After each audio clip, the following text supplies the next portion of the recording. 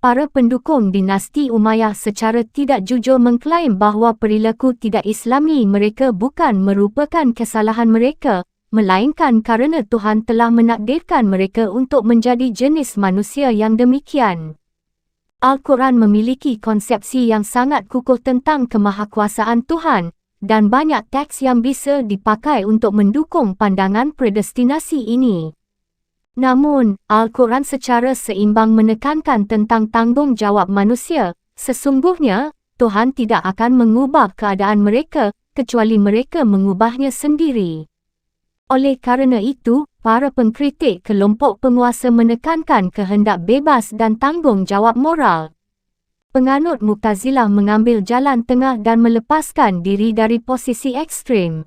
Mereka membela kehendak bebas dengan tujuan memelihara watak etis manusia. Seorang Muslim yang meyakini bahawa Tuhan berada di atas pandangan manusia tentang benar dan salah, berarti tidak mempercayai keadilannya. Tuhan yang melanggar semua prinsip yang masuk akal hanya kerana dia adalah Tuhan, justru lebih parah daripada seorang khalifah tiran. Sebagaimana kaum Syiah, Mu'tazilah juga menyatakan bahawa keadilan adalah esensi Tuhan. Dia tidak dapat menzalimi seseorang, dia tidak dapat melakukan sesuatu yang bertentangan dengan akal. Di sini, mereka memasuki perbezaan pendapat dengan kaum tradisionis yang berpandangan bahawa dengan menjadikan manusia sebagai penentu dan pencipta perbuatannya sendiri, maka orang-orang Mu'tazilah telah merendahkan kekuasaan Tuhan. Mereka menuduh kaum Mu'tazilah telah menjadikan Tuhan terlalu rasional dan sangat mirip dengan seorang manusia. Kelompok tradisionis menganut doktrin predestinasi dengan maksud menekankan kodrat Tuhan yang secara esensial tidak bisa dipahami. Kalau kita mengklaim dapat memahaminya, tentu itu bukanlah Tuhan, melainkan sekadar proyeksi pikiran manusia. Tuhan melampaui segala pandangan manusia tentang kebaikan maupun kejahatan dan tidak terikat pada standar-standar dan harapan kita. Suatu tindakan dikatakan jahat atau tidak adil kerana Tuhan telah memutuskannya demikian, bukan kerana nilai-nilai manusia memiliki dimensi transenden yang juga berlaku pada Tuhan. Kaum Mu'tazilah keliru menyatakan bahawa keadilan, yang sepenuhnya merupakan idealisme manusia, merupakan esensi Tuhan. Persoalan predestinasi dan kehendak bebas, yang juga menjadi perdebatan di kalangan Kristen, memperlihatkan kesulitan utama dalam gagasan tentang Tuhan yang personal. Tuhan yang impersonal, semacam Brahman, dapat lebih mudah dikatakan berada di atas kategori baik atau buruk yang dipandang sebagai cadar bagi keilahian yang tak terpahamkan. Namun, konsepsi tentang Tuhan yang secara misterius merupakan pribadi yang terlibat dalam sejarah manusia membuat dirinya terbuka untuk dikritik. Terlalu mudah untuk menjadikan Tuhan ini sebagai tiran atau hakim atas seluruh kehidupan dan membuat dia memenuhi harapan-harapan kita. Kita bisa mengubah Tuhan menjadi pendukung Partai Republik, Sosialis, Rasis, atau Revolusioner sesuai dengan pandangan pribadi kita. Bahaya semacam ini telah membuat sebagian orang memandang Tuhan personal sebagai ide yang tidak agamis, kerana hanya akan membenamkan kita dalam prasangka dan pemutlakan ide-ide manusia. Untuk menghindarkan bahaya ini, kaum tradisionis berpegang pada perbezaan yang telah lama dikenal, yang juga pernah dipakai oleh orang Yahudi maupun Kristen antara esensi dan aktivitas Tuhan. Mereka mengklaim bahawa sebagian dari sifat-sifat yang membuat Tuhan yang transenden berhubungan dengan dunia, seperti berkuasa, mengetahui, berkehendak, mendengar, melihat, berkata-kata, yang semuanya diatributkan kepada Allah di dalam Al-Quran, sudah ada bersamanya sejak semula dalam cara yang sama, seperti Al-Quran yang bukan makhluk itu. Atribut-atribut itu berbeza dari esensi Tuhan yang tidak bisa diketahui, yang akan selalu luput dari pemahaman kita.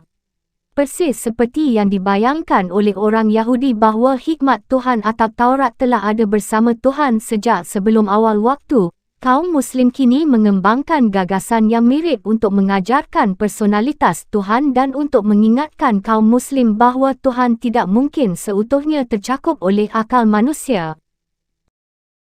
Sekiranya Khalifah Al-Ma'mun tahun 813 hingga 832 tidak berpihak kepada kaum Mu'tazilah dan berusaha menjadikan gagasan mereka sebagai doktrin resmi umat Muslim, argumen yang muskil ini mungkin hanya akan berpengaruh terhadap sedikit orang. Akan tetapi, ketika Khalifah itu mulai menyiksa kelompok tradisionis untuk memaksakan teologi Mu'tazilah, orang awam dibuat ketakutan oleh sikap tidak Islami ini. Ahmad Ibnu Hanbal, tahun 780 hingga 855, seorang tradisionis terkemuka yang berhasil menyelamatkan diri dari Inkuisisi Al-Ma'mun, menjadi tokoh yang popular. Kesalehan dan karismanya, dia pernah berdoa untuk para penyiksanya, menimbulkan tantangan terhadap kekhalifahan, dan keyakinannya bahawa Al-Quran bukan makhluk telah menjadi slogan bagi pemberontakan massal menentang rasionalisme Mu'tazilah. Ibnu Hanbal tidak menyetujui diskusi rasional mengenai Tuhan.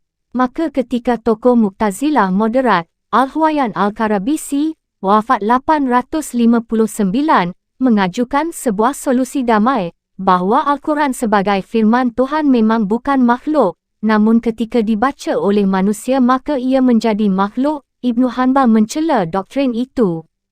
Al-Karabisi siap untuk mengubah pandangannya dan menyatakan bahawa Al-Quran berbahasa Arab yang tertulis dan diucapkan adalah bukan makhluk, hanya sejauh ia menjadi bagian dari ucapan Allah yang abadi. Akan tetapi, Ibnu Hanbal menyatakan bahawa ini juga tidak sah kerana tidak berfaedah dan sangat riskan untuk berspekulasi mengenai watak Al-Quran dalam cara rasionalistik seperti itu. Akal bukanlah alat yang memadai untuk menyingkapkan rahsia Tuhan. Dia menuduh Mu'tazilah telah menanggalkan misteri Tuhan dan menjadikannya sekadar rumusan abstrak yang tak memiliki nilai religius.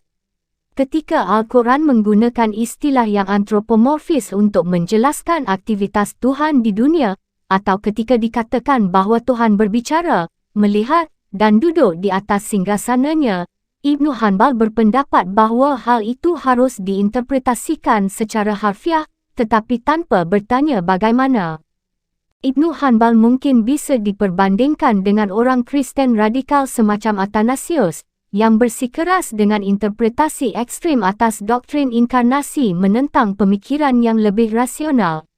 Ibnu Hanbal selalu menekankan ketaktercerapan kodrat ilahi, yang memang berada di luar jangkauan semua analisis logis dan konseptual.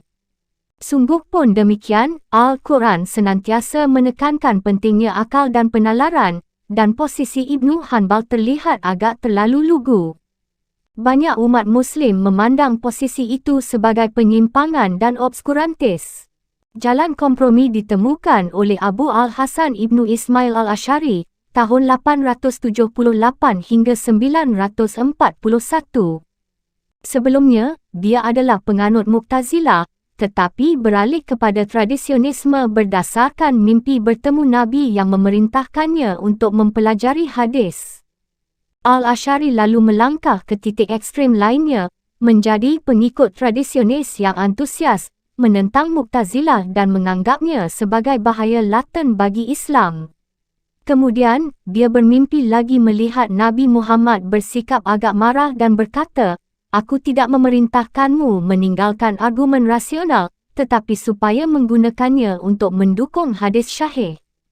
Setelah itu, Al-Asy'ari memakai teknik-teknik rasionalis Mu'tazilah untuk mendukung Ibnu Hanbal.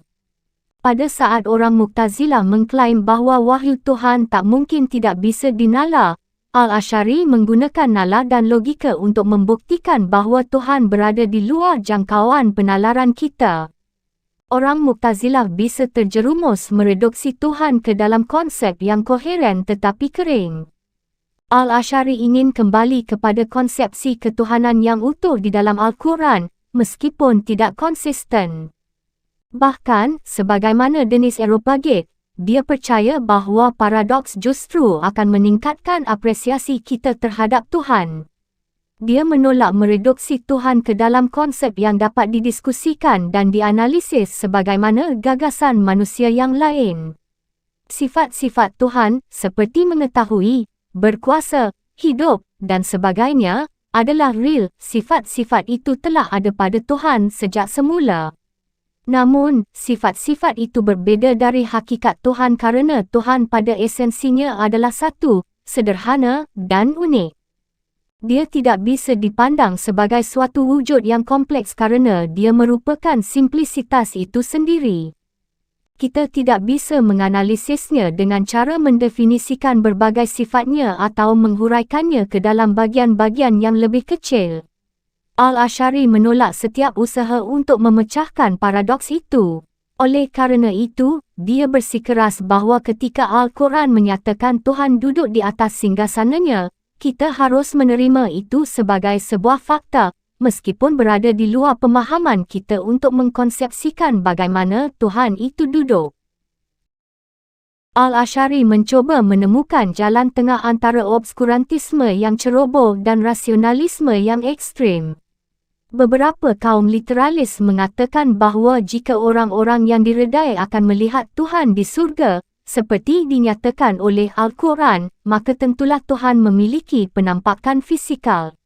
Hisham Ibn Hakim melangkah lebih jauh dengan menyatakan bahawa Allah mempunyai tubuh, dimensi-dimensi yang setara, tertentu, luas, tinggi dan panjang, memancarkan cahaya, berukuran luas dalam 3 dimensinya, di suatu tempat di luar tempat, seperti sebatang segala sisinya memiliki warna, emas murni, bersinar dari seperti mutiara bulat, rasa, aroma, dan sentuhan. Sebagian kalangan Syiah menerima pandangan semacam itu kerana kepercayaan mereka bahawa para imam merupakan inkarnasi ilahi. Kaum Mu'tazilah berpendirian bahawa ketika Al-Quran berbicara tentang tangan Tuhan, misalnya, maka ini harus ditafsirkan secara kiasan sebagai merujuk kepada kebaikan dan kemurahannya. Al-Asy'ari menentang kaum literalis dengan membuktikan bahawa Al-Quran mengatakan kita hanya dapat berbicara tentang Tuhan dalam bahasa simbolik. Akan tetapi, dia juga menentang penolakan mentah-mentah kaum tradisionis terhadap akal. Dia berpendapat bahawa Muhammad tak pernah menghadapi persoalan semacam ini, kalau tidak tentu dia akan memberikan petunjuk kepada umat Muslim. Oleh kerana itu, semua Muslim berkewajiban menggunakan perangkat penafsiran seperti analogi atau kias untuk memperoleh konsep ketuhanan yang betul-betul religius. Al-Asy'ari senantiasa mengupayakan posisi kompromistik, maka dia pun berpendapat bahawa Al-Quran itu kadim dan merupakan firman Allah yang bukan makhluk, melainkan tinta, kertas, dan kata-kata berbahasa Arab dari naskah itu adalah makhluk. Dia mencela doktrin kehendak bebas dari Mu'tazilah, kerana hanya Tuhanlah pencipta perbuatan-perbuatan manusia, tetapi dia juga menentang pandangan aliran tradisionis yang menyatakan bahawa manusia sama sekali tidak bisa berkontribusi terhadap keselamatan diri mereka. Solusi Al-Asy'ari agak berbelit-belit. Tuhan menciptakan perbuatan manusia, tetapi mengizinkan manusia untuk mendapat pujian atau kecaman atas perbuatan itu.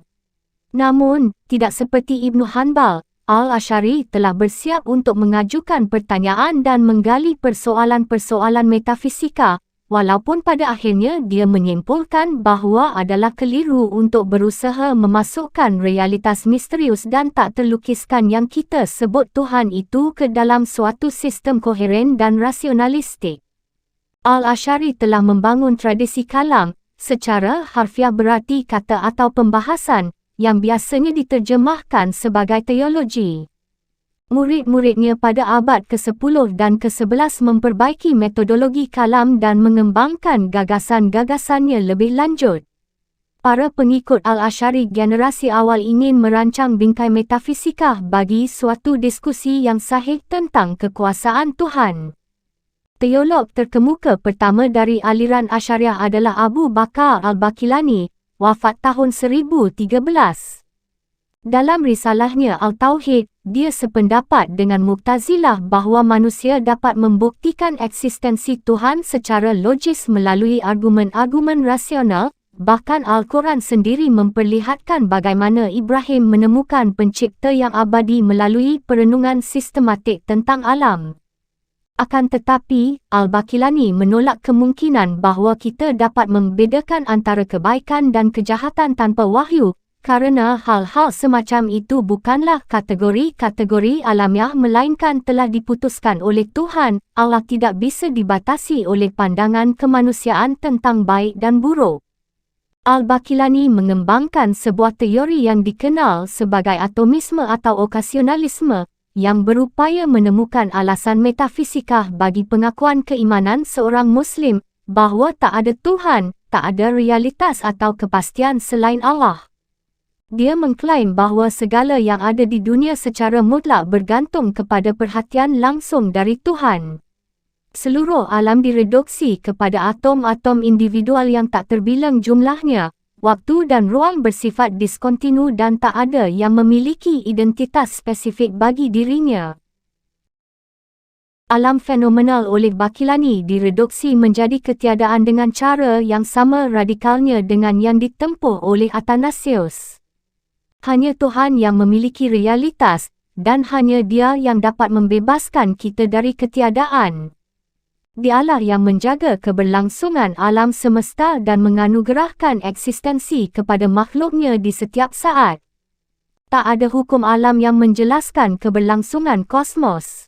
Walaupun kaum Muslim lainnya membuat kemajuan besar dalam bidang sains, aliran Asy'ariyah secara fundamental justru bertentangan dengan ilmu alam, namun tetap memiliki relevansi keagamaan. Asy'ariyah merupakan upaya metafisikal untuk menjelaskan kehadiran Tuhan dalam setiap perincian kehidupan sehari-hari dan menjadi pengingat bahawa keimanan tidak bergantung pada logika biasa. Jika digunakan sebagai sebuah disiplin, bukannya pandangan faktual tentang realitas, penjelasan itu dapat membantu kaum Muslim untuk mengembangkan kesadaran berketuhanan seperti yang telah dijelaskan Al-Quran. Kelemahannya terletak pada penolakannya atas bukti ilmiah dan interpretasinya yang terlalu harfiah terhadap sikap religius yang pada dasarnya tak bisa dijelaskan. Faham ini bisa mengakibatkan ketidakseimbangan antara cara pandang seorang Muslim tentang Tuhan dengan caranya melihat persoalan-persoalan lain. Baik kaum Mu'tazilah maupun Asy'ariyah telah berupaya, dalam cara yang berbeza, untuk mengaitkan pengalaman keagamaan tentang Tuhan dengan penalaran rasional biasa. Hal ini memang penting. Kaum Muslim mencuba menemukan apakah mungkin berbicara tentang Tuhan seperti kita mendiskusikan persoalan-persoalan lain. Telah kita saksikan bahawa orang Yunani telah tiba pada keputusan bahawa jawabannya adalah tidak, dan bahawa dia merupakan satu-satunya bentuk teologi yang memadai. Pada akhirnya, kebanyakan umat Muslim tiba pada kesimpulan yang sama. Muhammad dan para sahabatnya hidup dalam masyarakat yang lebih primitif dibandingkan dengan masyarakat pada masa Al-Baqilani.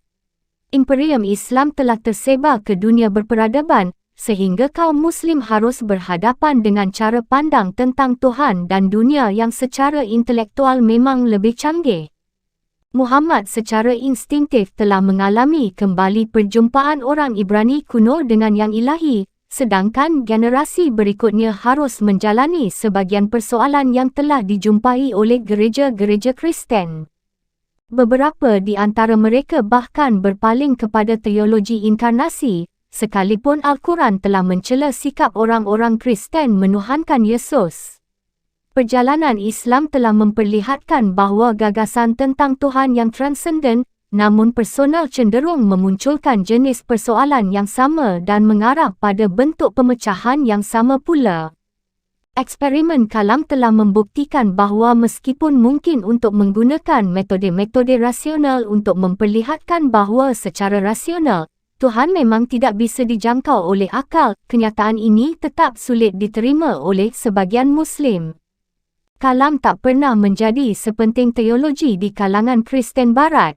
Khalifah-Khalifah Abbasiyah yang mendukung Mu'tazilah menemukan bahawa mereka tidak mungkin memaksakan doktrin-doktrinnya kepada kaum beriman.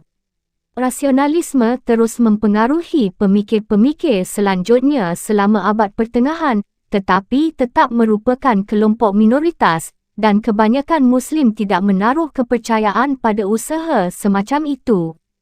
Sebagaimana Kristen dan Yahudi, Islam lahir dari pengalaman semitik, tetapi bertemu dengan rasionalisme Yunani di pusat-pusat kebudayaan Helenis Timur Tengah. Sebagian Muslim yang lain mengupayakan proses Helenisasi yang bahkan lebih radikal terhadap konsepsi ketuhanan Islam dan memperkenalkan unsur filosofis baru ke dalam ketiga agama monoteistik. Yudaisme, Kristen, dan Islam akhirnya tiba pada kesimpulan yang berbeza, tetapi sangat signifikan tentang keabsahan filsafat dan relevansinya dengan misteri Tuhan. Bab ke-6. Tuhan para filosof. Pada abad ke-9, orang Arab mulai bersentuhan dengan sains dan filsafat Yunani.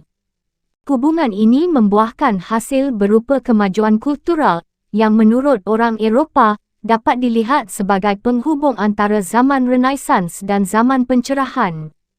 Sebuah tim penerjemah, kebanyakan beranggotakan orang Kristen Nestorian, menerjemahkan naskah-naskah Yunani ke dalam bahasa Arab dan berhasil melaksanakan pekerjaan yang brilian.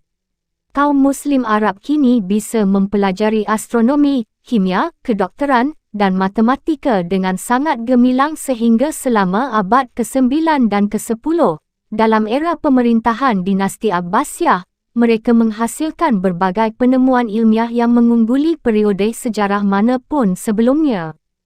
Sejenis kelompok Muslim baru pun lahir, yang mengabdikan diri kepada gagasan yang disebut falsafah atau filsafat. Kata ini biasanya diterjemahkan sebagai filsafat, tetapi memiliki makna yang lebih luas dan kaya, seperti filosofis Perancis abad ke-8.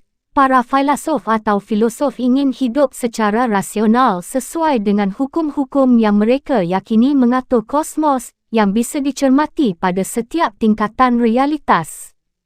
Pada awalnya, mereka memusatkan perhatian kepada ilmu-ilmu alam, namun kemudian, secara tak terelakkan, mereka beralih kepada metafisika Yunani dan berupaya menerapkan prinsip-prinsipnya ke dalam Islam. Mereka yakin bahawa Tuhan para filosof Yunani identik dengan Allah. Orang Kristen Yunani juga telah merasakan afinitas dengan Helenisme, tetapi menetapkan bahawa Tuhan orang Yunani harus dimodifikasi oleh Tuhan Alkitab yang lebih paradoksikal.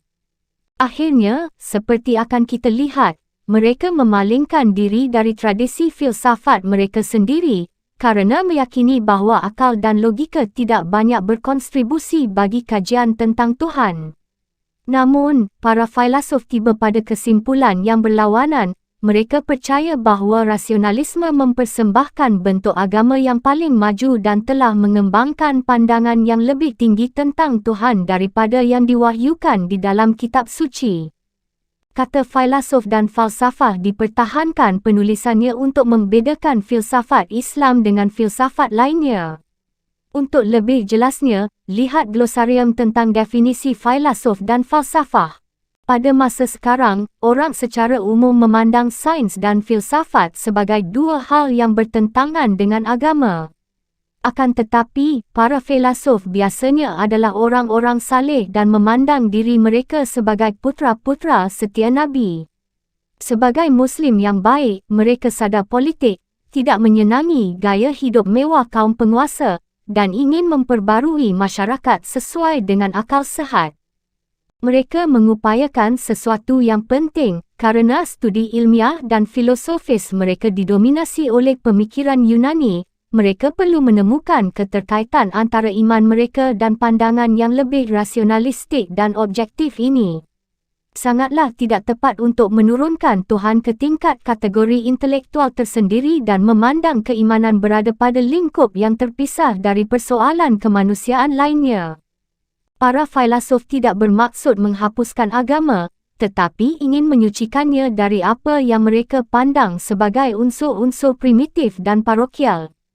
Mereka tidak punya keraguan tentang keberadaan Tuhan, tetapi merasa bahawa hal ini perlu dibuktikan secara logis untuk memperlihatkan bahawa Allah selaras dengan nilai rasionalistik yang mereka pegang. Akan tetapi, di sini terdapat beberapa persoalan. Kita telah melihat bahawa Tuhan menurut para filosof Yunani sangat berbeza dari Tuhan menurut Wahyu, Tuhan Aristoteles atau Plotinus tak berwaktu dan tak bergeming. Dia tidak menaruh perhatian terhadap kejadian-kejadian duniawi, tidak mewahyukan dirinya di dalam sejarah, tidak pernah menciptakan alam, dan tidak akan mengadili di hari kiamat. Bahkan sejarah, teofani utama menurut keyakinan monoteistik, telah disisihkan oleh Aristoteles sebagai bidang kajian yang lebih rendah dibandingkan dengan filsafat. Tak ada awal, tengah, atau akhir, kerana kosmos memancar secara abadi dari Tuhan. Para filosof ingin melampaui sejarah, yang sekadar ilusi, untuk menyingkap dunia ilahiyah yang ideal dan tak berubah. Meski ada penekanan pada rasionalitas, falsafah menuntut keimanan tersendiri. Dibutuhkan keberanian besar untuk meyakini bahawa kosmos, yang lebih menyerupai tempat kekacauan dan penderitaan daripada tatanan yang bertujuan ini, sebenarnya diatur oleh hukum akal. Mereka juga harus menumbuhkan rasa bermakna di tengah bencana dan kegalauan yang sering terjadi di dunia sekitar mereka. Ada keagungan dalam falsafah, yakni pencarian objektivitas dan visi yang tak lekang oleh waktu. Mereka menginginkan sebuah agama universal, yang tak dibatasi oleh manifestasi ketuhanan tertentu atau berakar pada ruang dan waktu tertentu. Mereka yakin adalah kewajiban mereka untuk menterjemahkan ayat-ayat Al-Quran ke dalam idiom lebih maju yang akan dikembangkan sepanjang masa oleh pikiran-pikiran yang terbaik dan termulia di seluruh budaya. Alih-alih memandang Tuhan sebagai misteri, para filosof percaya bahawa Tuhan adalah akal murni. Kepercayaan terhadap alam yang sepenuhnya bersifat rasional seperti ini tampak naif di zaman kita sekarang, kerana berbagai penemuan ilmiah kemudian menunjukkan ketidaklayakan bukti tentang eksistensi Tuhan yang diketengahkan oleh Aristoteles. Perspektif ini tak mungkin lagi dianut oleh siapa pun yang hidup pada abad ke-9 dan ke-10, namun pengalaman falsafah tetap relevan bagi persoalan keagamaan yang kita hadapi sekarang. Revolusi ilmiah pada period dinasti Abbasiyah telah melibatkan para pesertanya dalam kesibukan yang bukan sekadar berupa pengumpulan informasi baru. Sebagaimana pada masa kita sekarang ini, penemuan ilmiah menuntut penumbuhan mentalitas berbeza yang mengubah cara kita memandang dunia. Sains menuntut kepercayaan fundamental tentang adanya penjelasan rasional atas segala sesuatu. Sains juga membutuhkan imajinasi dan keberanian yang tidak berbeza dengan kreativitas keagamaan. Seperti Nabi atau Sufi, seorang ilmuwan juga mendorong dirinya berhadapan dengan wilayah realitas non-makhluk yang tak tertembus dan tak terduga. Tak pelak lagi ini mempengaruhi persepsi ketuhanan para filosof dan membuat mereka merevisi atau bahkan meninggalkan kepercayaan lama yang dipegang orang-orang sezaman mereka. Dalam cara yang sama, visi ilmiah pada masa kita sekarang ini telah banyak membuat teisme klasik menjadi mustahil bagi banyak orang. Berpegang teguh pada teologi lama bukan hanya tanda kepengecutan, melainkan juga dapat mengakibatkan hilangnya integritas. Para filosof berupaya memadukan pandangan-pandangan baru mereka dengan arus utama keyakinan Islam dan menghasilkan beberapa gagasan revolusioner tentang Tuhan yang diilhami oleh Yunani. Sungguh pun demikian, kegagalan besar konsepsi ketuhanan mereka yang rasional mengandung pelajaran penting bagi kita mengenai hakikat kebenaran agama. Para filosof mengupayakan penggabungan yang lebih menyeluruh antara filsafat Yunani dan agama, melebihi kaum monoteis manapun sebelumnya. Kaum Mu'tazilah dan Asy'ariyah juga telah berusaha membangun jembatan yang menghubungkan wahyu dengan akal, tetapi mereka lebih mendahulukan konsepsi ketuhanan menurut wahyu. Kalam didasarkan pada pandangan tradisional monoteistik tentang sejarah sebagai sebuah teofani. Kalam menyatakannya bahawa kejadian-kejadian konkret dan partikular adalah krusial, kerana merupakan satu-satunya kepastian yang kita miliki. Asy'ariyah memang menyaksikan adanya hukum-hukum universal dan prinsip-prinsip abadi. Meskipun memiliki nilai imajinatif dan religius, atomisme ini jelas asing bagi semangat ilmiah dan tidak dapat memuaskan para filosof. Falsafah mereka mengabaikan sejarah yang konkret dan partikular, namun menanamkan ketakziman terhadap hukum-hukum universal yang ditolak kaum Asy'ariyah. Tuhan mereka ditemukan melalui argumen-argumen logis, bukan dalam wahyu partikular yang diturunkan kepada individu-individu tertentu di berbagai zaman. Pencarian terhadap kebenaran objektif dan universal ini menjadi karakteristik kajian mereka dan mengkondisikan cara mereka mengalami realitas tertinggi. Tuhan yang tak pernah sama bagi setiap orang, yang memberi atau menerima corak budaya tertentu, bukan merupakan pemecahan yang memuaskan bagi pertanyaan fundamental dalam agama, apakah tujuan akhir kehidupan. Anda tidak bisa mendapatkan pemecahan ilmiah yang memiliki aplikasi universal di laboratorium dan menyembah Tuhan yang lama-kelamaan dipandang sebagai milik tunggal kaum Muslim.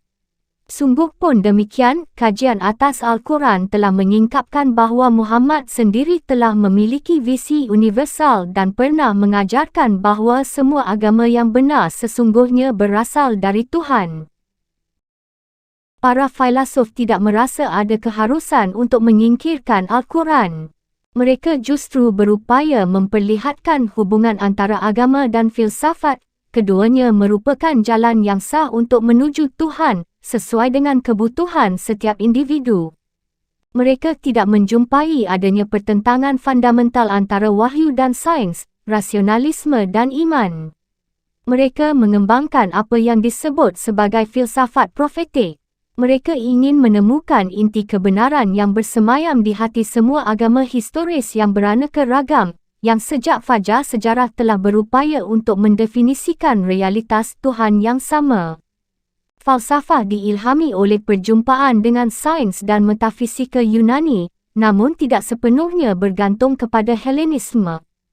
Di wilayah-wilayah koloni Timur Tengah, mereka orang Yunani cenderung mengikuti kurikulum standar sehingga walaupun terdapat perbezaan penekanan dalam filsafat Helenistik, setiap siswa dianjurkan membaca seperangkat naskah dalam urutan yang sudah ditentukan. Hal ini menghasilkan sejenis kesatuan dan koherensi. Akan tetapi, para filosof tidak mentaati kurikulum ini, tetapi membaca naskah apa saja yang tersedia bagi mereka. Ini tak pelak lagi membukakan perspektif baru. Di samping pandangan keislaman dan kearaban mereka yang khas, pemikiran mereka juga diwarnai oleh pengaruh Persia, Hindu dan Gnostik. Yaqub Ibnu Ishaq Al-Kindi, tahun 870, Muslim pertama yang menerapkan metode rasional terhadap Al-Quran, kerap dikaitkan dengan kaum Mu'tazilah dan berbeza pendapat dengan Aristoteles dalam beberapa isu pokok. Dia mendapat pendidikan di Basrah, tetapi menetap di Baghdad dengan santunan dari Khalifah Al-Ma'mun. Karya dan pengaruhnya sangat banyak, mencakup matematika, ilmu alam dan filsafat. Namun, perhatiannya yang utama adalah agama.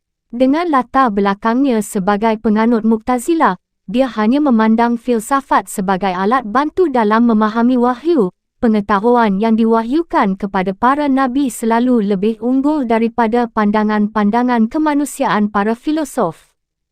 Kebanyakan para filosof pada zaman berikutnya tidak menyetujui perspektif ini. Akan tetapi, Al-Kindi juga amat bersemangat untuk menemukan kebenaran di dalam tradisi-tradisi agama lain. Kebenaran itu tunggal, dan adalah tugas para filosof untuk mencarinya dalam bungkus budaya atau bahasa apapun yang telah diambilnya selama berabad-abad. Kita tak usah malu meyakini kebenaran dan mengambilnya dari sumber mana pun ia datang kepada kita, bahkan walaupun seandainya ia dihadirkan kepada kita oleh generasi terdahulu dan orang-orang asing. Bagi siapa saja yang mencari kebenaran, tak ada nilai yang lebih tinggi kecuali kebenaran itu sendiri. Kebenaran tidak pernah merendahkan atau menghinakan orang yang mencapainya, namun justru mengagungkan dan menghormatinya. Di sini Al-Kindi bersesuaian dengan Al-Quran. Akan tetapi, Al-Kindi melangkah lebih jauh kerana dia tidak membatasi diri pada nabi-nabi saja, tetapi juga berpaling kepada para filosof Yunani. Dia menggunakan argumen-argumen Aristoteles untuk membuktikan eksistensi penggerak pertama. Dalam dunia yang rasional, Al-Kindi berargumen, segala sesuatu pasti mempunyai sebab. Oleh kerana itu, mestilah ada suatu penggerak yang tak digerakkan untuk memulai menggelindingkan bola. Prinsip pertama ini adalah wujud itu sendiri, tidak berubah, sempurna, tak dapat dihancurkan. Namun, setelah tiba pada kesimpulan ini, Al-Kindi berpisah dari Aristoteles dengan mengetengahkan doktrin Al-Quran tentang penciptaan dari ketiadaan atau ex nihilo. Aksi dapat didefinisikan sebagai mengadakan sesuatu dari ketiadaan. Aksi ini, menurut Al-Kindi, bersifat prerogatif bagi Tuhan. Dia adalah satu-satunya wujud yang benar-benar dapat melakukan aksi dalam pengertian yang seperti ini, dan dia pula lah sebab nyata bagi seluruh aktivitas yang kita saksikan di dunia sekeliling kita. Falsafah menolak konsep penciptaan dari ketiadaan sehingga Al-Kindi tidak bisa disebut sebagai seorang filosof. Akan tetapi, Al-Kindi adalah pelopor dalam upaya Islam untuk menyelaraskan kebenaran agama dengan metafisika sistematik. Murid-muridnya lebih radikal lagi. Abu Bakar Muhammad Zakaria Al-Razi, tahun 930, yang sering disebut sebagai seorang non-konformis terbesar dalam sejarah Islam, menolak metafisika Aristoteles, dan seperti kaum Gnostik, memandang penciptaan sebagai karya demiurge, artinya pencipta dunia material. Dalam keyakinan Gnostik, materi tidak dapat berasal dari Tuhan yang sepenuhnya bersifat spiritual. Dia juga menolak solusi Aristoteles tentang penggerak pertama, serta doktrin-doktrin Al-Quran tentang wahyu dan kenabian. Menurutnya, hanya akal dan filsafat yang bisa menyelamatkan kita. Oleh kerana itu, Al-Razi bukanlah seorang monoteis yang sebenarnya. Dia mungkin seorang pemikir bebas pertama yang memandang konsep ketuhanan tidak bersesuaian dengan pandangan ilmiah. Al-Razi adalah seorang ahli kedokteran brilian yang dermawan, yang pernah bekerja sebagai kepala rumah sakit di kota asalnya Rai di Iran selama beberapa tahun. Kebanyakan filosof tidak membawa rasionalisme mereka sampai se-ekstrim itu. Dalam sebuah perdebatan dengan seorang Muslim yang lebih konvensional, Al-Razi menyatakan bahawa seorang filosof sejati tidak dapat bersandar pada tradisi yang sudah mapan, tetapi mesti mengandalkan pikirannya sendiri kerana hanya akal yang mampu membawa kita kepada kebenaran. Bersandar kepada doktrin-doktrin wahyu tidak ada manfaatnya kerana agama-agama itu berbeza. Bagaimana seseorang dapat memastikan mana di antaranya yang benar? Akan tetapi, penentangnya yang agak membingungkan, juga bernama Al-Razi, mengetengahkan sebuah poin penting. Bagaimana dengan orang-orang awam? Tanyanya. Kebanyakan mereka tidak mampu untuk melakukan penalaran filosofis. Apakah kerana itu mereka sesat, ditakdirkan salah dan tak mendapat petunjuk? Salah satu alasan mengapa falsafah tetap menjadi sekte minoritas dalam Islam adalah kerana elitismenya. Falsafah terutama hanya menarik bagi mereka yang memiliki derajat intelektualitas tertentu, dan dengan demikian bertentangan dengan semangat egalitarian yang mulai menjadi ciri masyarakat Muslim.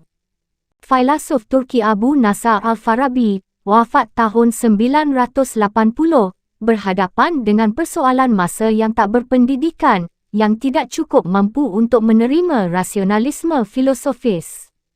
Al-Farabi dapat dianggap sebagai pendiri falsafah autentik dan menunjukkan universalitas atraktif dari cita-cita Muslim ini. Dia dapat kita sebut sebagai seorang manusia Renaissance. Dia bukan hanya seorang ahli kedokteran, melainkan juga seorang musisi dan mistikus. Dalam karyanya Ara Ahlal Madinah Al-Fadilah, dia juga memperlihatkan kepedulian sosial dan politik yang merupakan hal penting dalam spiritualitas Muslim. Dalam Republik, Plato pernah mengemukakan bahawa suatu masyarakat yang baik mesti dipimpin oleh seorang filosof yang memerintah sesuai dengan prinsip-prinsip rasional dan mampu menjelaskan prinsip-prinsip itu kepada orang awam. Al-Farabi berpendapat bahawa Nabi Muhammad SAW adalah seorang pemimpin yang persis seperti yang dimaksudkan Plato. Beliau telah mengungkapkan kebenaran universal dalam bentuk imajinatif yang dapat dipahami orang awam, sehingga Islam secara ideal cocok dengan masyarakat yang dicita-citakan Plato. Syiah mungkin merupakan bentuk Islam yang paling cocok untuk menjalankan proyek ini, kerana kultus mereka tentang imam sebagai pemimpin yang arif. Meskipun mengamalkan ajaran Sufi, Al-Farabi memandang wahyu sebagai proses yang sepenuhnya alamiah. Tuhan para filosof Yunani yang jauh dari persoalan-persoalan manusia, tidak mungkin berbicara kepada manusia dan campur tangan di dalam urusan-urusan keduniaan, seperti yang disiratkan oleh doktrin tradisional tentang wahyu. Namun, ini tidak berarti bahawa Tuhan jauh dari pokok kajian Al-Farabi. Tuhan merupakan sesuatu yang sentral dalam filsafatnya, dan risalahnya dimulai dengan pembahasan tentang Tuhan. Tuhan dalam pandangan Al-Farabi sesuai dengan konsepsi Aristoteles dan Plotinus, dialah yang pertama dari semua wujud. Seorang Kristen Yunani yang terbiasa dengan filsafat mistis jenis Eropagit akan berkeberatan terhadap teori yang dengan begitu saja menganggap Tuhan sebagai sekadar suatu wujud lain, meskipun dengan hakikat yang lebih tinggi. Akan tetapi, Al-Farabi tetap dekat dengan Aristoteles. Dia tidak percaya bahawa Tuhan dengan tiba-tiba saja memutuskan untuk menciptakan alam, sebab hal seperti itu dapat menimbulkan pemahaman bahawa Tuhan yang abadi dan statis ternyata telah mengalami perubahan.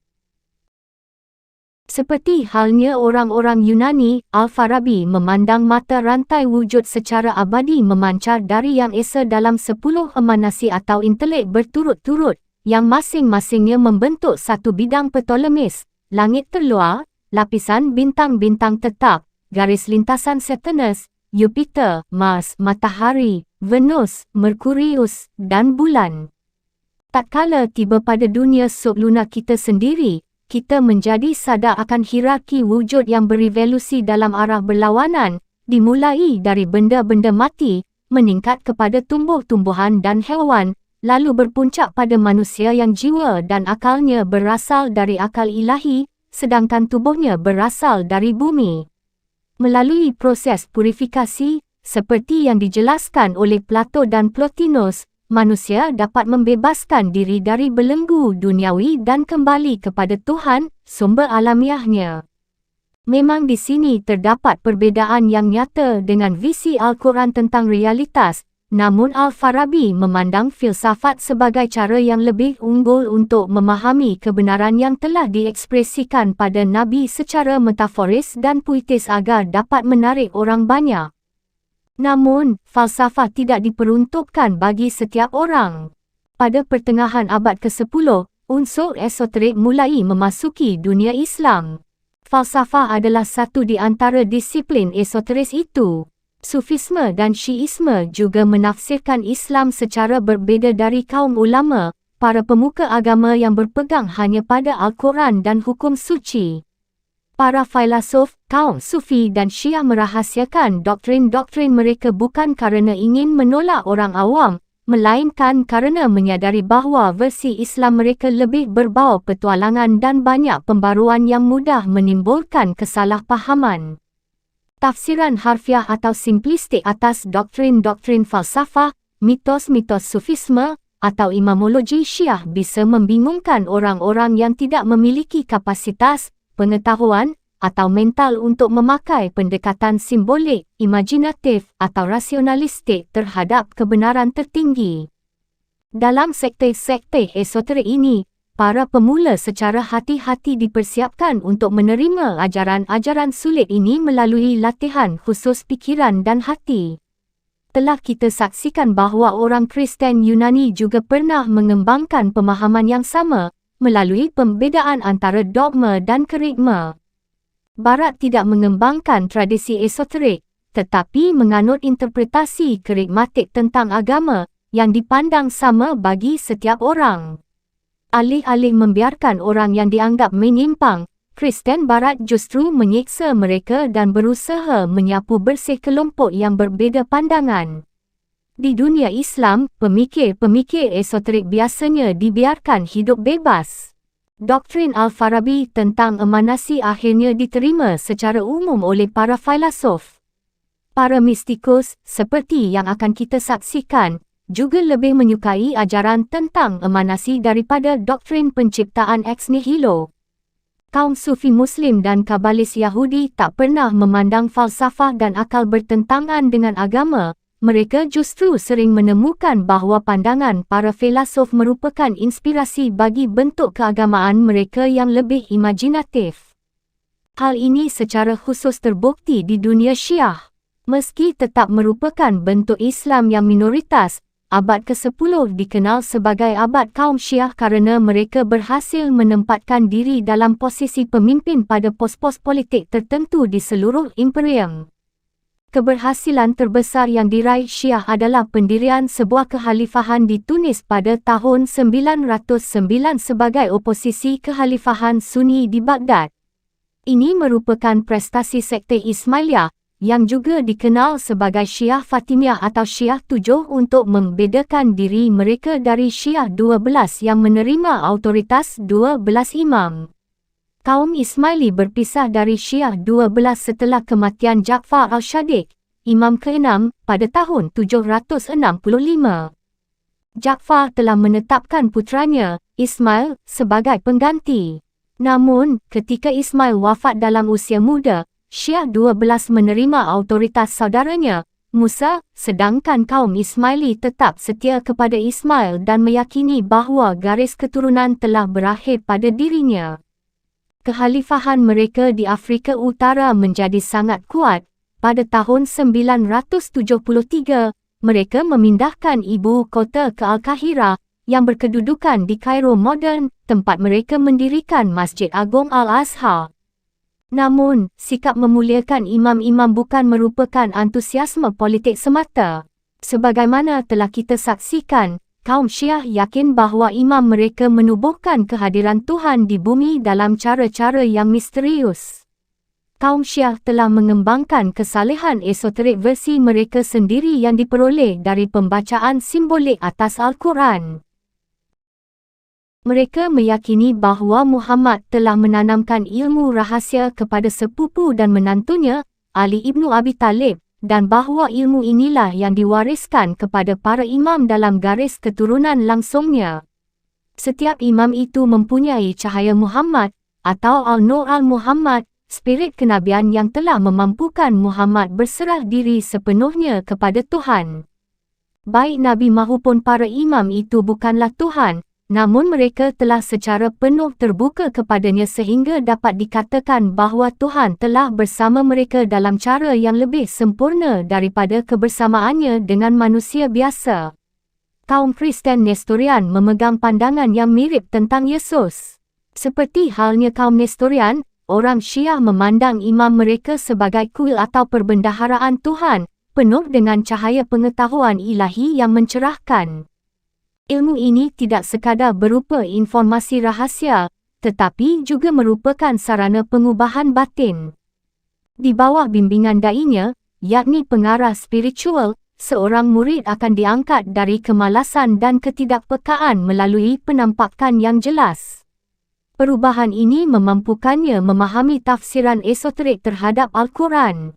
Pengalaman primal ini merupakan tindak penyadaran, seperti yang akan kita lihat dalam puisi berikut karya Nasiri Al-Usraw, seorang filosof Ismaili abad ke-10, yang menghuraikan tentang penampakannya atas sang imam yang lantas mengubah hidupnya. Pernahkah kau dengar laut yang mengalir dari api? Pernahkah kau lihat serigala menjadi singa? Mentari bisa membuat kerikil, yang bahkan tangan alam pun tak pernah mampu, berubah menjadi permata. Akulah batu berharga itu, matahariku adalah dia yang dengan sinarnya dunia yang gulita menjadi penuh cahaya. Dalam kecemburuan aku tak dapat menyebut nama sang imam di dalam syair ini, tapi hanya bisa mengatakan bahawa demi dia, Plato pun bersedia menjadi budak. Dia adalah guru, penyembuh jiwa, pilihan Tuhan, citra kebijaksanaan, mata air pengetahuan dan kebenaran. Wahai wajah pengetahuan, bentuk kebaikan, hati kebijaksanaan, tujuan manusia, wahai sang kebanggaan, aku berdiri di hadapanmu, pucat, kurus, terbungkus jubah wol, dan mencium tanganmu, seakan-akan itu adalah makam Nabi atau batu hitam Kaabah.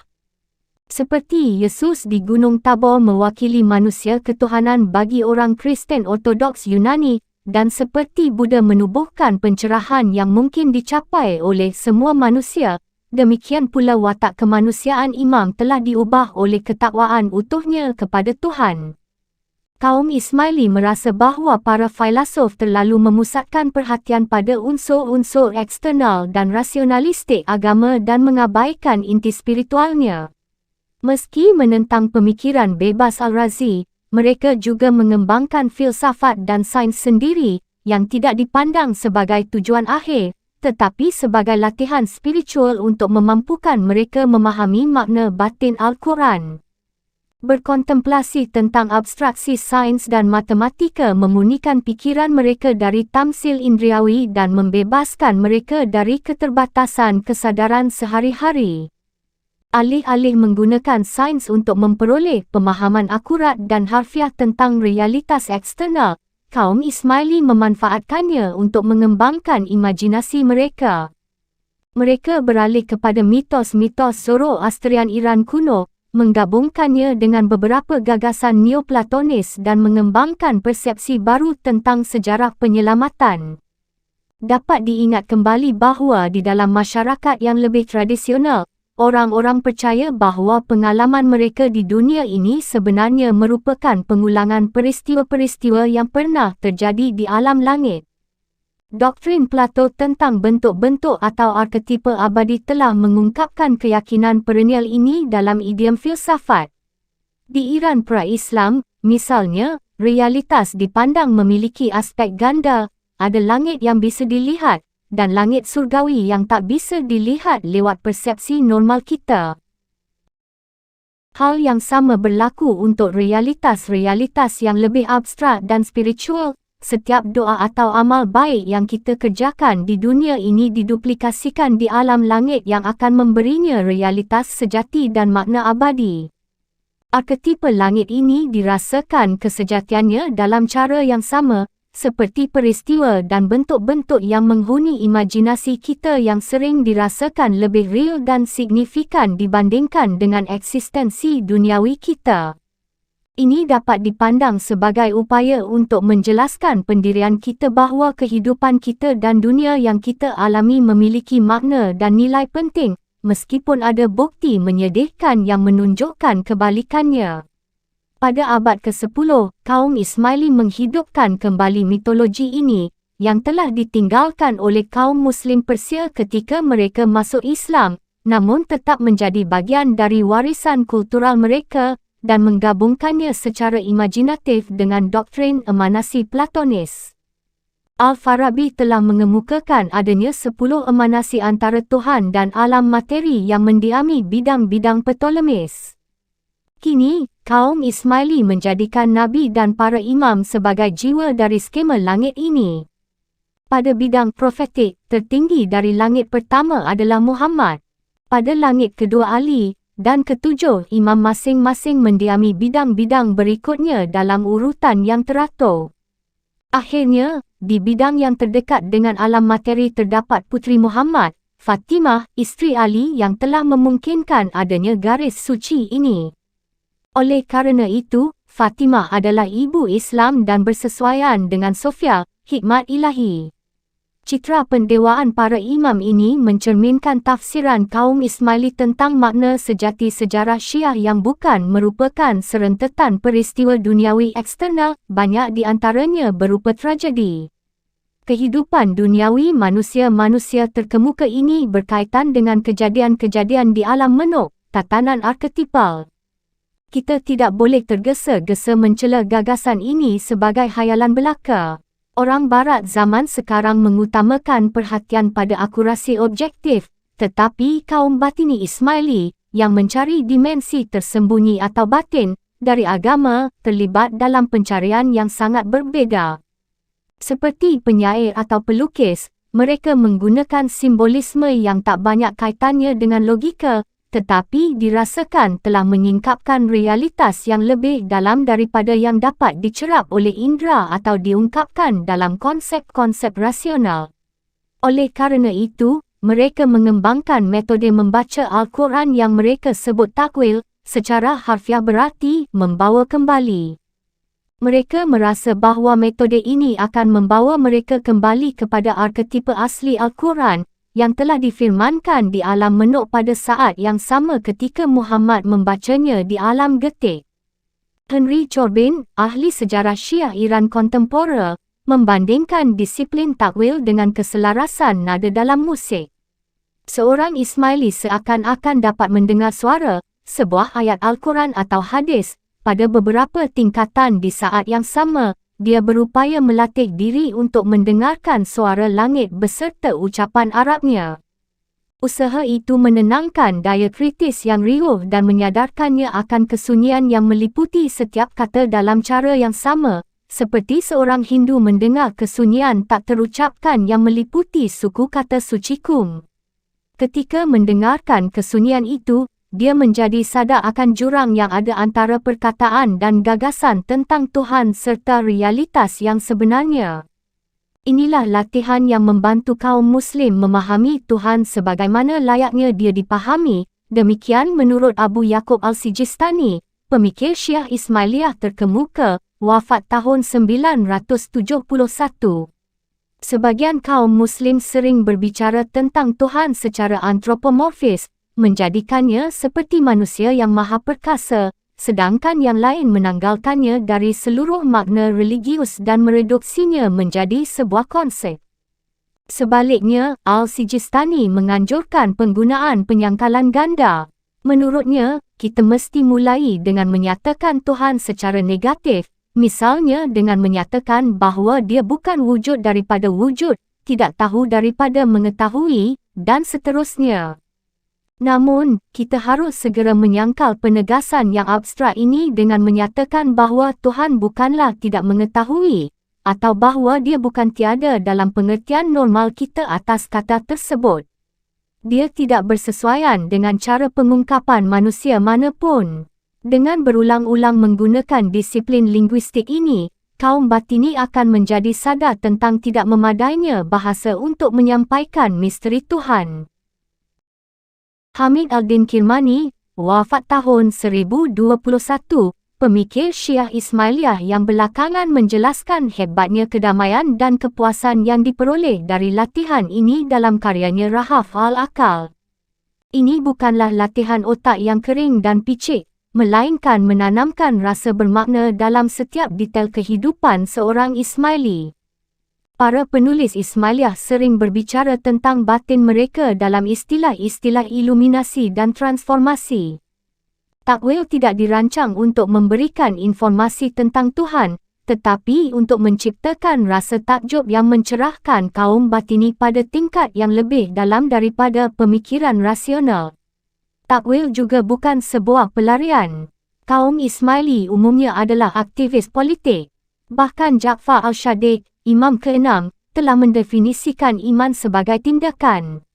Menurut mereka, seperti halnya Nabi dan para imam, seorang mukmin harus menjadikan visinya tentang Tuhan membawa pengaruh pada kehidupan di dunia. Cita-cita ini juga dipegang teguh oleh Ikhwan Al-Shafa, Persaudaraan Suci, sebuah kelompok esoterik yang berkembang di Basrah selama abad kejayaan Syiah. Ikhwan mungkin merupakan anak cabang Ismailiyah. Sebagaimana kaum Ismaili, mereka mengabdikan diri pada pengembangan ilmu pengetahuan, khususnya matematika dan astrologi, dan juga pada aksi politik. Seperti kaum Ismaili, Ikhwan juga mencari makna batin yang tersembunyi dalam kehidupan. Surat-surat atau rasail mereka, yang telah menjadi ensiklopedi ilmu filsafat, sangat terkenal dan tersebar luas hingga ke Spanyol yang jauh di sebelah barat. Ikhwan juga memadukan sains dan mistisisme. Matematika dipandang sebagai pengantar ke filsafat dan psikologi. Sejumlah bilangan mengungkapkan berbagai kualitas yang inheren di dalam jiwa dan merupakan metode konsentrasi yang membuat seorang ahli mampu menyadari sistem kerja pikirannya. Sebagaimana Santo Agustinus yang memandang pengenalan diri sangat diperlukan bagi pengenalan Tuhan, pemahaman diri yang mendalam juga menjadi inti mistisisme Islam. Kaum Sufi, ahli mistik Sunni yang dengannya kaum Syiah Ismailiyah merasa memiliki kaitan erat, memiliki sebuah aksioma, siapa yang mengenal dirinya pasti akan mengenal Tuhannya. Aksioma ini tertulis dalam surat pertama Ikhwan Al-Shafa. Ketika mereka berkontemplasi tentang bilangan-bilangan jiwa, mereka terbawa kembali kepada Yang Esa, hakikat diri manusia di pusat kedalaman jiwa. Ikhwan juga sangat dekat dengan para filosof. Seperti halnya kaum rasionalis Muslim, mereka menekankan ketunggalan kebenaran yang harus dicari di mana saja. Seorang pencari tidak boleh menolak ilmu apapun, mencela kitab apapun, bergantung secara fanatik pada satu keyakinan apapun. Mereka mengembangkan konsepsi ketuhanan Neoplatonis, yakni konsep Plotinus tentang Yang Esa yang tak dapat dijangkau oleh pemahaman manusia. Seperti para filosof, mereka lebih menyepakati doktrin emanasi Platonis daripada doktrin tradisional Al-Quran tentang penciptaan ex nihilo, dunia mengungkapkan akal ilahi, dan manusia dapat berpartisipasi di dalam yang ilahi dan kembali kepada Yang Esa dengan menyucikan kekuatan nalarnya. Falsafah mencapai puncaknya dalam karya Abu Ali Ibn Sina, tahun 980 hingga tahun 1037, yang di barat dikenal dengan julukan Avicenna.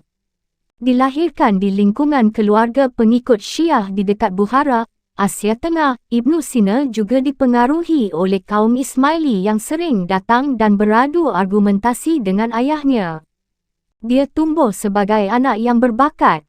Ketika berusia 16 tahun, dia menjadi penasihat bagi para ahli kedokteran penting, dan pada usia 18 tahun dia telah menguasai matematika, logika, dan fisika. Namun, dia mengalami kesulitan memahami filsafat Aristoteles dan baru memperoleh kejelasan setelah membaca karya Al-Farabi Intentions of Aristotle's Metaphysics. Dia hidup sebagai seorang doktor peripatetik, berkelana ke seluruh pelosok negeri Islam, dan bergantung kepada pemberi santunan. Pada suatu ketika, dia menjadi wazir di pemerintahan dinasti Buaihi yang Syiah di wilayah Iran Barat dan Iraq Selatan sekarang. Sebagai intelektual yang brilian dan cemerlang, Ibn Sina bersikap rendah hati. Dia juga seorang yang sensualis dan konon meninggal dunia cukup muda pada usia 58 tahun. Ibn Sina menyadari bahawa falsafah perlu disesuaikan dengan perubahan keadaan yang tengah melanda Imperium Islam. Kekhalifahan Bani Abbas sedang mengalami kemunduran sehingga tak lagi mudah untuk melihat negara kekhalifahan sebagai masyarakat ideal filosofis seperti yang digambarkan oleh Plato dalam Republik. Secara alamiah, Ibn Sina menaruh simpati kepada aspirasi politik Syiah, tetapi dia lebih tertarik kepada Neoplatonisme falsafah yang diislamisasikannya dengan lebih sukses dibandingkan para filosof mana pun sebelumnya. Dia yakin bahawa jika falsafah ingin membuktikan klaimnya untuk menghadirkan gambaran utuh tentang realitas, ia mesti memberikan pemahaman yang lebih baik tentang keyakinan agama kepada masyarakat awam, yang dari sudut pandang mana pun merupakan faktor utama dalam kehidupan politik, sosial, dan pribadi. Ibn Sina tidak memandang agama wahyu sebagai versi inferior dari falsafah, tetapi berpendapat bahawa seorang Nabi, seperti Muhammad, lebih tinggi derajatnya daripada filosof mana pun kerana dia tidak bergantung kepada akal manusia, tetapi memperoleh pengetahuan langsung dan intuitif dari Tuhan. Ini mirip dengan pengalaman mistik kaum Sufi dan pernah disebut Plotinus sebagai bentuk kearifan tertinggi. Namun, tidak berarti bahawa akal sama sekali tidak memiliki penalaran tentang Tuhan. Ibn Sina memberikan demonstrasi rasional tentang eksistensi Tuhan berdasarkan bukti-bukti Aristoteles yang kemudian menjadi standar di kalangan filosof Yudaisme maupun Islam pada akhir abad pertengahan. Ibn Sina maupun para filosof sama sekali tidak menaruh keraguan tentang keberadaan Tuhan. Mereka tak pernah ragu bahawa akal manusia tanpa bantuan wahyu dapat tiba pada pengetahuan tentang eksistensi wujud tertinggi. Akal adalah aktivitas manusia yang paling mulia. Ia adalah bahagian dari akal ilahi dan jelas memiliki peran penting dalam menjawab persoalan keagamaan. Ibnu Sina berpendapat bahawa orang-orang yang memiliki kemampuan intelektual mengemban tugas untuk menemukan Tuhan melalui akal, kerana akal dapat memperhalus konsepsi tentang Tuhan serta membebaskannya dari tahayul dan antropomorfisme. Ibnu Sina dan para pengikutnya yang memikirkan demonstrasi rasional tentang eksistensi Tuhan tidak bertentangan dengan kaum teis dalam pengertian kita atas kata itu. Mereka ingin menggunakan akal untuk menemukan sebanyak yang mereka bisa tentang hakikat Tuhan. Bukti-bukti Ibnu Sina dimulai dengan pertimbangan tentang cara fikiran kita bekerja. Kemanapun kita mengarahkan pandangan di dunia ini, kita melihat wujud-wujud senyawa yang terdiri dari sejumlah unsur berbeza. Sebuah pohon, misalnya, terdiri dari kayu, kulit kayu, getah dan daun. Ketika kita mencuba untuk mengerti sesuatu, kita menganalisisnya, memecahnya ke dalam bahagian-bahagian komponennya hingga tak ada lagi pembagian yang mungkin. Unsur-unsur sederhana menjadi primer bagi kita dan wujud senyawa yang dibentuk oleh unsur-unsur itu menjadi sekunder. Oleh kerana itu, kita terus-menerus mencari penyederhanaan bahkan untuk wujud-wujud yang tidak bisa direduksi lagi. Adalah aksioma falsafah bahawa realitas membentuk satu kesatuan yang koheren secara logis. Itu berarti bahawa pencarian tanpa akhir kita akan kesederhanaan pastilah mencerminkan keadaan pada skala besarnya. Seperti seluruh penganut Platonis, Ibnu Sina merasakan bahawa kemajemukan yang kita lihat di sekeliling kita pasti bergantung pada kesatuan primal.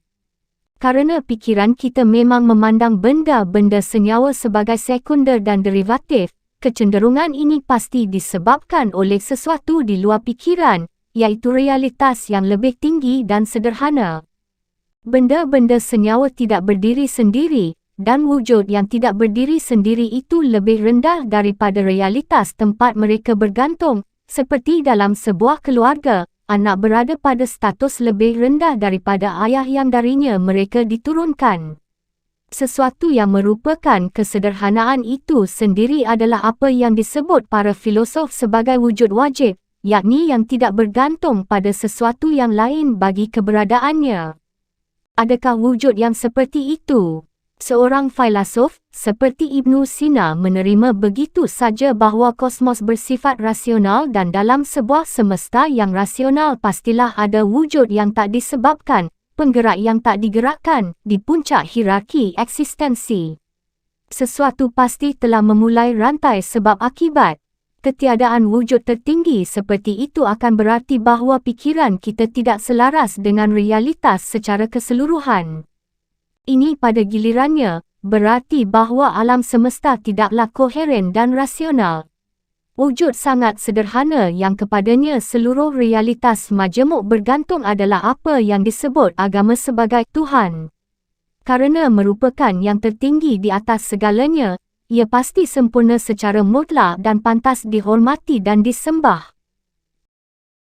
Namun, kerana eksistensinya begitu berbeza dari semua yang lain, ia bukanlah salah satu simpul dalam rangkaian mata rantai wujud.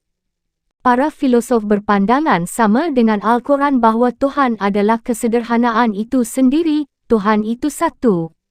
Oleh kerana itu, Tuhan tidak bisa dianalisis atau dipecah-pecah ke dalam komponen atau sifat-sifat. Kerana wujud ini secara mutlak sederhana, tidak memiliki sebab, tidak berdimensi temporal, dan tak ada sama sekali sesuatu yang bisa dikatakan mengenainya. Tuhan tidak bisa menjadi objek pemikiran diskursif, kerana otak kita tidak bisa mencakup Tuhan seperti caranya mencakup hal-hal lain.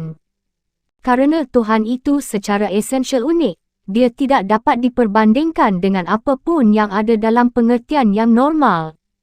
Akibatnya, tatkala kita berbicara tentang Tuhan, lebih baik kita menggunakan pernyataan negatif untuk membedakannya secara mutlak dari semua hal lain yang kita bicarakan. Namun, kerana Tuhan merupakan sumber segala sesuatu, kita dapat mempostulatkan hal tertentu tentang Dia. Kerana kita tahu bahawa kebaikan itu ada, maka Tuhan mestilah merupakan kebaikan yang esensial atau wajib. Kerana kita tahu bahawa kehidupan, kekuatan, dan pengetahuan itu ada, maka Tuhan pastilah hidup, kuat, dan mengetahui dalam cara yang paling esensial dan sempurna. Aristoteles telah mengajarkan bahawa kerana Tuhan adalah akal murni pada saat yang sama merupakan tindak penalaran serta objek dan subjeknya sekaligus, dia hanya mungkin berfikir tentang dirinya dan tidak memikirkan realitas yang bersifat sementara dan lebih rendah. Ini tidak sesuai dengan gambaran tentang Tuhan di dalam Wahyu yang menyebutkan bahawa Tuhan mengetahui segala sesuatu, hadir dan aktif dalam tatanan makhluk. Ibnu Sina mengupayakan sebuah kompromi. Tuhan terlalu agung untuk turun ke taraf mengetahui makhluk-makhluk yang hina dan partikular seperti manusia dan segala perbuatannya. Seperti yang dikemukakan oleh Aristoteles, ada hal-hal yang lebih baik tidak dilihat daripada dilihat. Tuhan tidak mungkin mencemari dirinya dengan detail-detail kehidupan di bumi yang remeh dan sangat rendah. Namun, di dalam aktivitas pengenalan dirinya yang abadi, Tuhan mengetahui segala sesuatu yang beremanasi darinya dan yang telah diberinya wujud. Tuhan mengetahui bahawa Dia adalah sebab bagi makhluk-makhluk fana. Pemikirannya sangat sempurna sehingga berfikir dan bertindak merupakan satu aksi yang sama. Kontemplasi abadinya tentang dirinya sendiri menimbulkan proses emanasi seperti yang telah dijelaskan oleh para filosof. Akan tetapi, Tuhan mengetahui kita dan dunia kita hanya secara umum dan universal. Dia tidak berurusan dengan yang partikular. Sungguh pun demikian, Ibnu Sina tidak puas dengan penjelasan abstrak tentang kodrat Tuhan ini. Dia ingin menghubungkannya dengan pengalaman keagamaan kaum beriman, para sufi dan kaum batini. Kerana tertarik pada psikologi agama, dia menggunakan skema emanasi Plotinian untuk menjelaskan pengalaman kenabian. Pada setiap 10 fase emanasi wujud dari Yang Esa, Ibnu Sina berspekulasi bahawa 10 akal murni itu, bersama dengan jiwa-jiwa atau malaikat-malaikat yang menggerakkan ke 10 bidang Ptolemik, membentuk sebuah alam penengah antara manusia dan Tuhan, yang bersesuaian dengan dunia realitas arketipe yang diimajinasikan oleh kaum batini. Akal-akal ini juga memiliki imajinasi, bahkan mereka adalah imajinasi dalam keadaan murninya. Melalui alam penengah inilah, bukan melalui akal diskursif, manusia dapat mencapai pengenalan paling lengkap tentang Tuhan. Akal paling akhir dari cakrawala kita yakni akal ke-10, adalah malaikat pembawa wahyu, yang dikenal sebagai Jibril, sumber cahaya dan pengetahuan. Jiwa manusia tersusun dari akal praktis yang berhubungan dengan dunia ini, dan akal kontemplatif yang mampu hidup berdampingan dengan malaikat Jibril. Dengan demikian, menjadi mungkin bagi nabi-nabi untuk mendapatkan pengetahuan intuitif dan imajinatif tentang Tuhan, serupa dengan pengetahuan yang dimiliki akal yang mentransendensi akal praktis dan diskursif. Pengalaman kaum sufi memperlihatkan bahawa manusia dimungkinkan untuk mencapai visi tentang Tuhan secara filosofis tanpa menggunakan logika dan rasionalitas. Sebagai pengganti silogisme, mereka menggunakan alat-alat imajinatif berupa simbol dan kiasan. Nabi Muhammad SAW telah menyempurnakan penyatuan langsung dengan alam suci ini. Tafsiran psikologis tentang visi dan wahyu ini akan memampukan para sufi yang berkecenderungan filosofis untuk mendiskusikan pengalaman keagamaan mereka sendiri, seperti yang akan kita saksikan pada bab mendatang. Pada akhir hayatnya, Ibnu Sina tampaknya telah menjadi seorang mistikus pula. Dalam risalahnya, Kitab Al-Isyarat, yakni kitab peringatan, dia dengan jelas menjadi sangat kritis pada pendekatan rasional terhadap Tuhan yang menurutnya melelahkan. Dia beralih kepada apa yang disebutnya filsafat timur atau al-hikmah al-masyrikiyah.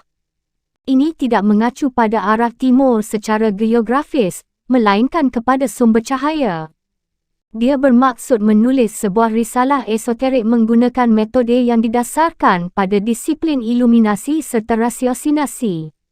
Kita tak yakin apakah dia memang pernah menulis risalah itu, sekiranya pun pernah, tentu risalah itu telah hilang. Namun, sebagaimana juga akan kita saksikan pada bab mendatang, filosof besar Iran, Yahya Suhrawardi mendirikan aliran Isyraqi yang memang menggabungkan filsafat dengan spiritualitas dalam cara yang pernah direncanakan oleh Ibn Sina. Ilmu kalam dan falsafah telah mengilhami sebuah gerakan intelektual yang sama di kalangan orang-orang Yahudi yang berdomisili di kerajaan Islam. Mereka mulai menulis filsafat mereka sendiri dalam bahasa Arab dan untuk pertama kali memperkenalkan unsur metafisika dan spekulasi ke dalam Yudaisme. Berbeza dengan para filsuf Muslim, para filosof Yahudi tidak melibatkan diri ke dalam seluruh rentang ilmu filsafat, tetapi memusatkan perhatian terutama pada masalah-masalah keagamaan. Mereka merasa harus menjawab tantangan Islam dengan cara mereka sendiri, dan itu melibatkan pencocokan Tuhan Alkitab yang personalistik dengan Tuhan para filsuf. Seperti kaum Muslim, mereka tidak nyaman dengan penggambaran Tuhan secara antropomorfis di dalam kitab suci dan Talmud. Mereka bertanya kepada diri sendiri bagaimana Tuhan yang seperti itu bisa sama dengan Tuhan para filosof. Mereka memikirkan masalah penciptaan alam dan hubungan antara wahyu dan akal. Meski secara ilmiah tiba pada kesimpulan yang berbeza, mereka sangat bergantung pada para pemikir Muslim. Sa'adia Ibnu Yosef, tahun 882 hingga 942, orang pertama yang melakukan interpretasi filosofis terhadap Yudaisme adalah seorang Talmudis sekaligus Mu'tazilah. Dia percaya bahawa akal bisa mencapai pengetahuan tentang Tuhan melalui kekuatannya sendiri. Seperti seorang filsuf, dia memandang pencapaian konsepsi rasional tentang Tuhan sebagai suatu misbah kewajiban agama. Akan tetapi, seperti rasionalis Muslim, Sa'adia tidak memiliki keraguan sama sekali tentang eksistensi Tuhan. Realitas Tuhan Pencipta tampak begitu jelas bagi Sa'adia, sehingga, dalam karyanya Books of Beliefs and Opinions, dia merasa yang lebih perlu dibuktikan adalah soal kemungkinan keraguan di dalam agama daripada soal iman. Seorang Yahudi tidak dituntut untuk memaksa akalnya menerima wahyu, demikian Sa'adia berpendapat. Namun, itu tidak berarti bahawa Tuhan dapat sepenuhnya dijangkau oleh akal manusia. Sa'adia mengakui bahawa ide tentang penciptaan dari ketiadaan mengandung banyak kesulitan filosofis dan tak mungkin dijelaskan dalam terma rasional, kerana Tuhan yang dikonsepsikan oleh falsafah tidak dapat membuat keputusan mendadak dan memicu perubahan. Bagaimana mungkin alam material bisa berasal dari Tuhan yang sepenuhnya bersifat spiritual? Di sini, kita telah mencapai batas akal dan harus menerima saja bahawa alam ini tidak abadi, seperti yang diyakini oleh kaum Platonis, tetapi memiliki permulaan dalam waktu. Ini satu-satunya penjelasan yang mungkin dan bersesuaian dengan kitab suci dan akal sehat. Setelah menerima ini, kita dapat mendeduksikan fakta-fakta lain tentang Tuhan. Tatanan makhluk telah direncanakan dengan cerdas. Ia memiliki hidup dan energi. Oleh kerana itu, Tuhan yang telah menciptakannya pasti juga memiliki hikmat, hidup dan kekuatan. Atribut-atribut ini bukanlah hipostasis yang terpisah, seperti disiratkan doktrin Trinitas Kristen, melainkan semata-mata merupakan aspek dari Tuhan. Hanya kerana bahasa manusia tidak mampu mengungkapkan realitas Tuhan secara memadai, maka kita terpaksa menganalisisnya lewat cara ini dan seolah merusak simplisitas mutlak Tuhan. Jika kita ingin bicara sangat eksak tentang Tuhan, kita hanya bisa menyatakan bahawa dia ada. Sa'adia tidak membuang semua deskripsi positif tentang Tuhan. Dia juga tidak mendahulukan konsepsi para filosof tentang Tuhan yang jauh dan impersonal daripada Tuhan Alkitab yang personal dan antropomorfis. Ketika, misalnya, dia mencoba menjelaskan penderitaan yang terlihat di dunia saat dia bersandar pada solusi para penulis hikmat dan Talmud. Penderitaan, katanya, merupakan hukuman atas dosa. Ia menyucikan dan mendisiplinkan kita dengan maksud membuat kita menjadi rendah hati. Penjelasan ini tidak akan memuaskan bagi seorang filosof sejati kerana menjadikan Tuhan sangat manusiawi dan menisbahkan rencana serta maksud kepadanya. Akan tetapi, saat dia tidak melihat Tuhan dalam konsepsi kitab suci lebih rendah daripada Tuhan dalam falsafah, para nabi lebih tinggi daripada para filosof. Pada akhirnya, akal hanya dapat berupaya untuk membuktikan secara sistematis apa-apa yang telah diajarkan oleh kitab suci. Seorang Yahudi lainnya mengambil langkah lebih jauh. Dalam karyanya Fountain of Life, Solomon Ibnu Gabirol, tahun 1022 hingga 1070, yang Neoplatonis tidak dapat menerima doktrin penciptaan ex nihilo, tetapi berupaya menyesuaikan teori emanasi untuk memungkinkan penisbahan spontanitas dan kehendak bebas kepada Tuhan. Dia mengklaim bahawa Tuhan telah menghendaki atau menginginkan proses emanasi. Dengan demikian, proses itu tidak terlalu mekanistik dan menunjukkan bahawa Tuhan mengendalikan hukum-hukum eksistensi, bukannya tunduk pada dinamika yang sama. Namun, Gabirol gagal menjelaskan secara memuaskan bagaimana materi bisa berasal dari Tuhan. Seorang Yahudi lain kurang inovatif. Bahya Ibnu Pakudah, tahun 1080, bukanlah seorang Platonis fanatik, tetapi menggunakan metode-metode kalam ketika dia rasa sesuai. Seperti saat dia berpendapat bahawa Tuhan telah menciptakan alam pada saat tertentu. Alam tentu saja tidak muncul secara kebetulan. Itu adalah gagasan yang sama anehnya dengan mengatakan bahawa sebuah paragraf yang tertulis dengan indah mewujud ketika tinta tumpah di atas kertas. Keteraturan dan adanya tujuan alam membuktikan keharusan adanya pencipta, sebagaimana diungkapkan kitab suci. Setelah mengetengahkan doktrin yang sangat tidak filosofis ini, Bahya beralih dari kalam ke falsafah, menghuraikan bukti-bukti Ibnu Sina bahawa pastilah ada sebuah wujud wajib. Bahya percaya bahawa dua kelompok manusia yang mampu menyembah Tuhan dengan sempurna adalah para nabi dan filosof. Nabi memiliki pengetahuan langsung dan intuitif tentang Tuhan, sedangkan filosof mempunyai pengetahuan rasional mengenainya. Manusia selain mereka hanya menyembah Tuhan yang diproyeksikan pikiran sendiri. Mereka semua tak lebih seperti orang buta yang harus dibimbing oleh orang lain jika tak mampu membuktikan sendiri eksistensi dan keesaan Tuhan. Bahya sama elitisnya dengan para filosof, tetapi dia juga mempunyai kecenderungan sofistik yang kuat.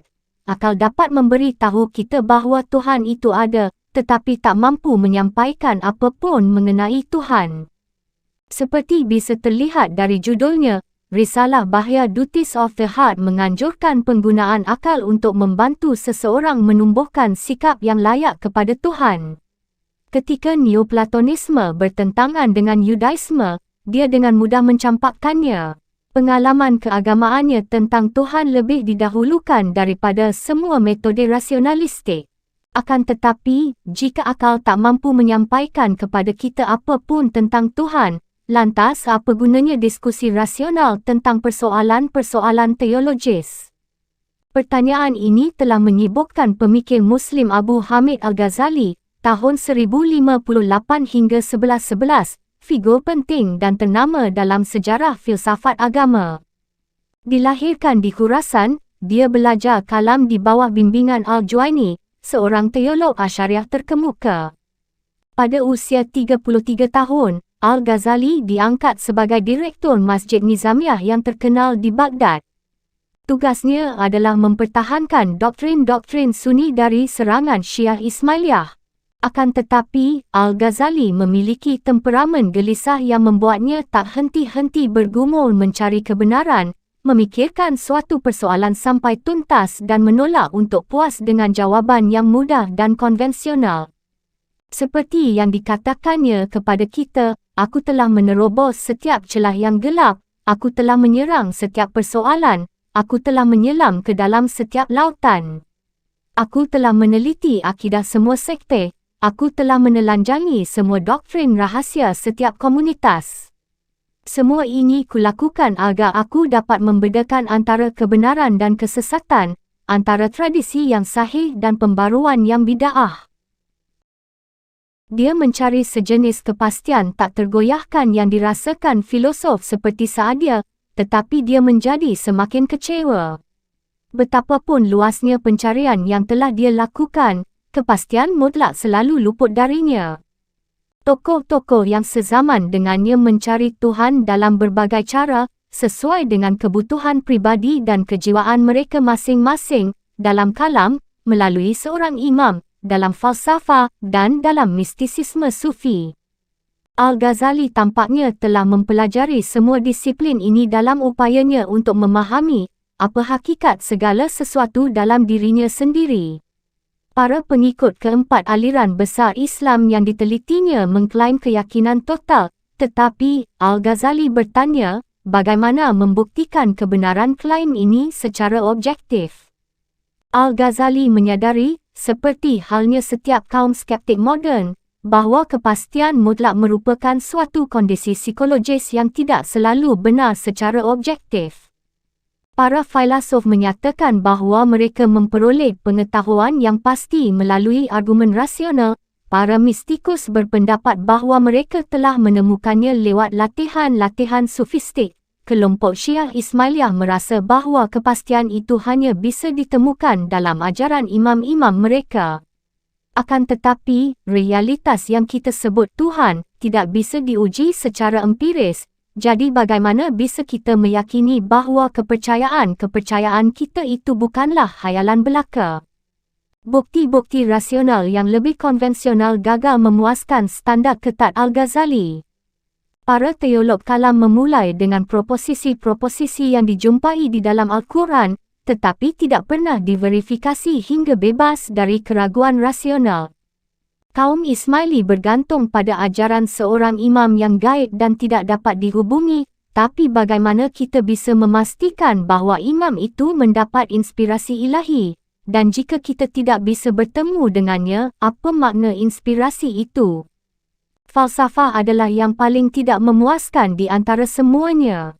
Al-Ghazali mengarahkan sebagian besar polemiknya kepada Al-Farabi dan Ibn Sina. Karena berkeyakinan bahawa mereka hanya dapat didebat oleh seorang ahli dalam bidang falsafah, Al-Ghazali mempelajari disiplin tersebut selama 3 tahun hingga dia betul-betul menguasainya. Dalam risalahnya, Tahafut Al-Falasifah, artinya kerancuan falsafah, Al-Ghazali berargumen bahawa para filosof itu telah menimbulkan persoalan.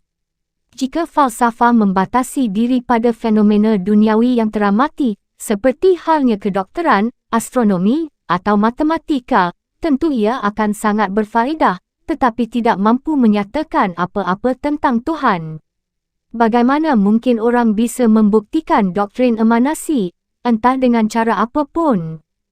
Berdasarkan autoritas para filosof itu menyimpulkan bahawa Tuhan hanya mengetahui hal-hal yang bersifat umum dan universal, bukan yang partikular. Bagaimana mereka membuktikan ini? Argumen mereka bahawa Tuhan terlalu agung untuk mengetahui realitas-realitas yang lebih rendah adalah tidak layak. Sejak kapan ketidaktahuan terhadap sesuatu dipandang sebagai keunggulan? Tak ada cara untuk membuktikan proposisi-proposisi ini secara memuaskan. Karenanya, para filosof itu tidak rasional dan tidak filosofis sebab berusaha mencari pengetahuan yang terletak di luar kapasitas akal dan tidak bisa diverifikasi oleh indera. Apakah yang tersisa bagi seorang pencari kebenaran yang tulus? Apakah iman yang teguh kepada Tuhan menjadi mustahil? Serentetan pertanyaan ini menyebabkan Al-Ghazali tertekan. Dia kehilangan gairah, kehilangan selera makan, dan dibelit rasa putus asa. Akhirnya, sekitar tahun 1094, dia merasa tidak mampu lagi untuk berbicara atau memberi kuliah. Tuhan telah melumpuhkan lidahku sehingga aku tak bisa lagi mengajar.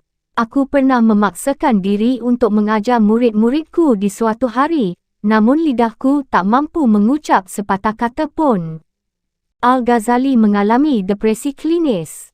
Para doktor dengan tepat mendiagnosis adanya konflik batin mendalam dan mengatakan bahawa jika dia tidak terbebas dari kecemasan tersembunyinya, dia tak akan pernah sembuh.